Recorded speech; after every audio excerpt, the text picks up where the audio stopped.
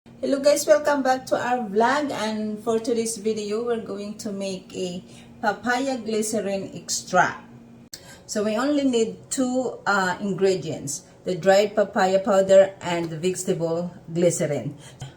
And this is our 100 grams dried papaya, and then we need a 400 grams or 500 grams of vegetable glycerin. Ito yung gamit ko na jar. Ayan, kasi we need 400 grams of vegetable glycerin. So ano ba ang benefits ng glycerin? Ang glycerin is one of the best ingredients for our skin. It helps keep your skin hydrated, soft, and smooth. It also helps strengthening your skin barrier and gives you a natural healthy glow. So we need 400 grams of glycerin. So this is a Japanese glycerin, I think. So, ayan po. So now, kailangan natin i-add yung papaya dito sa jar. So, dalawa lang yung ingredients nito. Dried papaya na gawa ko at pinatuyo ko to. And then, the vegetable glycerin.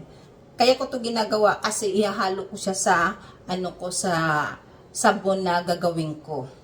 At saka para mas maging moisturizing at mas gentle ang papaya soap na gagawin ko. At hindi lang ito pinapanatiling soft at hydrated ang balat, kundi nakakatulong din itong ipa-enhance ang natural glow ng skin, leaving it feeling fresh and smooth. Kaya minsan nga mga bes, hindi na ako naglo-lotion eh. So, kailangan yung nyo guys, kailangan yung papaya nyo is dry na dry talaga siya. So, ngayon, haluin natin siya. Dapat, pwede mo ring, yung glycerin ang ibuhos mo sa, over the papaya, pero pwede rin yung ginawa ko. Kasi ayaw ko na magpalipat-lipat ng, pag na siya. So, kailangan haluin mo siya kasi yung iba, nabubuo pa kasi nabubuo siya. Kaya, kailangan haluin mo siya talaga ng gusto. So, ayan po.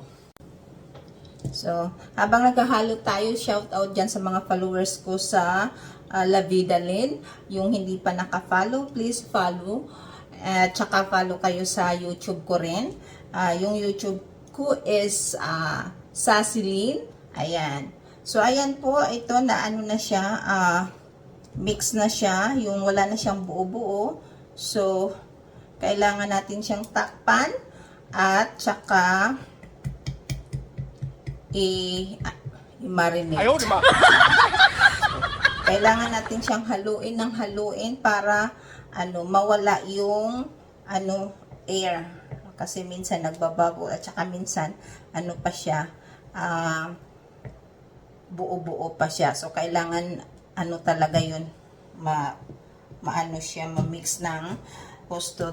Then pag na-mix na siya ng todo, ng talaga, mix na talaga siya ng so i-seal natin siya lightly and i-store natin ng mga 2 to 4 weeks. At 2 to 4 weeks, yes. 2 to 4 weeks. So, ayan na po. So, ayan mga beautiful ladies. And guys, na siya, mix na siya. So, ngayon, i-seal natin siya.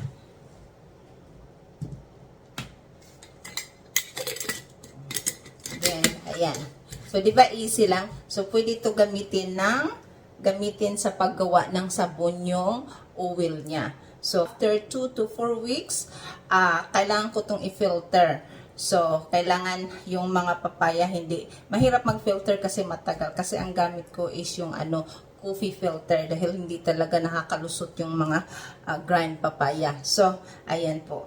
So, yan. Thanks for watching.